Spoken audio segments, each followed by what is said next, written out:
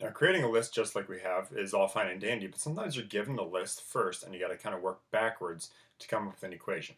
So, we're going to talk about two different ways of defining an equation. So, looking at these examples right here, we got 1/2, 1/4, 1/8, 1/16. Well, the pattern there is each denominator is 2 to the nth power, so we can say it's 1 over 2 to the n.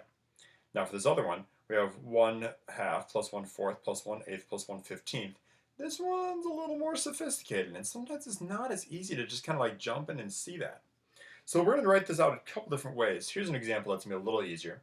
We have 1, 3, 5, 7. If you keep going, it would be 9, 11, 13, etc. And one of the easiest ways for us to describe this is to find a term.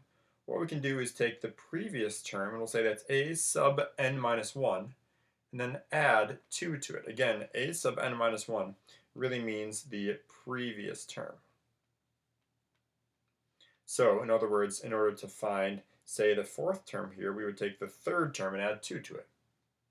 Now, that's great, but the annoying thing is you have to know the previous term. So if I wanted to find the 50th term, I need to know the 49th term.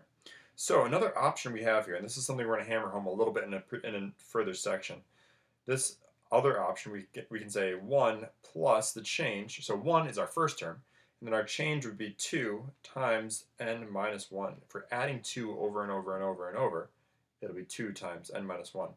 Now, cleaning that up a little bit, if you distribute the 2 to the n and the minus 1, you'll end up with 2n, and then it'll be a minus 2, so 1 minus 2 gives us negative 1. We'll talk more about the significance of that negative 1 later. Now, some sequences have to be defined recursively, which means you define it by using the previous terms. That's the version that we just did on the left there. Now, one example of that is very famous, called the Fibonacci sequence. The Fibonacci sequence looks a little something like this. The first number is 0. Now, sometimes you'll see that the first number listed as 1. Doesn't really make a difference. The second term definitely has to be a 1. The third term is also a 1. The fourth term is 2. The fifth term is 3. Then the next term is 5. Then we got 8, and we got 13, and I can keep on going and further and further and further. Now, you may notice that to get to the next term, see if you can think of what the next term would be. It's going to be 21. The way we did that is just add 8 plus 13. To get any new term, you're just adding the previous two terms. So if this is our first term over here is a sub 1, a sub 2, a sub 3. To find like the third term, we would do a sub 1 plus a sub 2.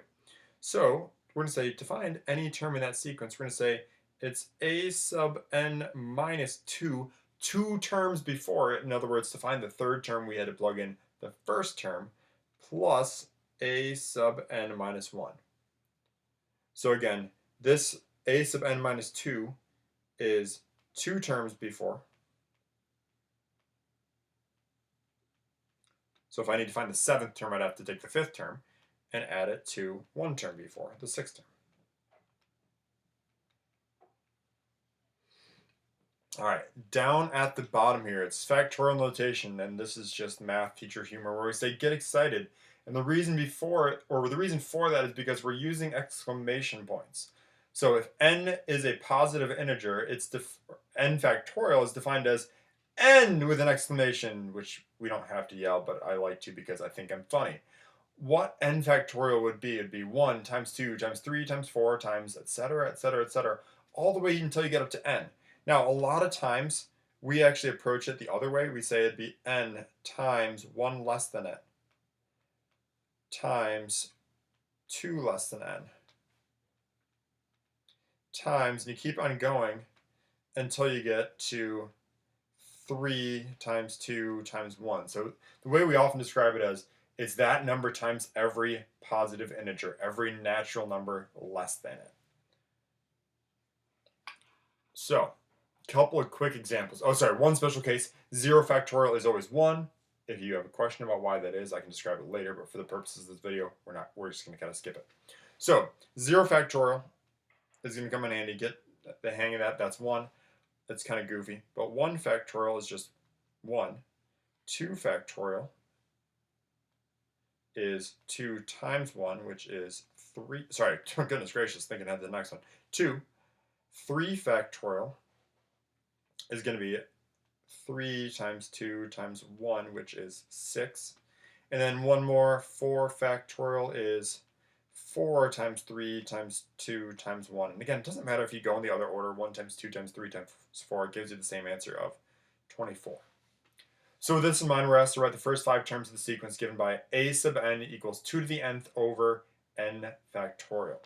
Now this one, it says a sub 0. So if we plug that in, we're going to do 2 to the nth power. So 2 to the 0 over 0 factorial. So 2 to the 0. Remember, anything to the 0 is always 1. So it's 1 over, and by definition, 0 factorial is also 1. So that ends up just giving us, well, 1 over 1 is 1. A sub 1, it's going to be 2 to the first over 1 factorial. Well, 2 to the first is just 2. 1 factorial is just 1, so this ends up just being 2. Next up, we got 2 to the second over 2 factorial. 2 to the second is 4. We found out earlier 2 factorial is 2, so we end up with 4 over 2, which is 2. Next up, we got 2 to the third power over 3 factorial.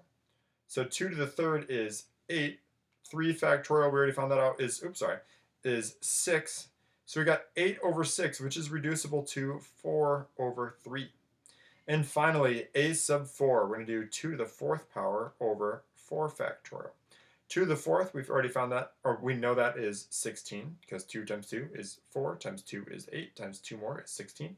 4 factorial, that's what I was thinking of. We already know that, we found that out earlier, it's 24. So 16 over 24, both of those are divisible by 8, so we end up with 2 thirds.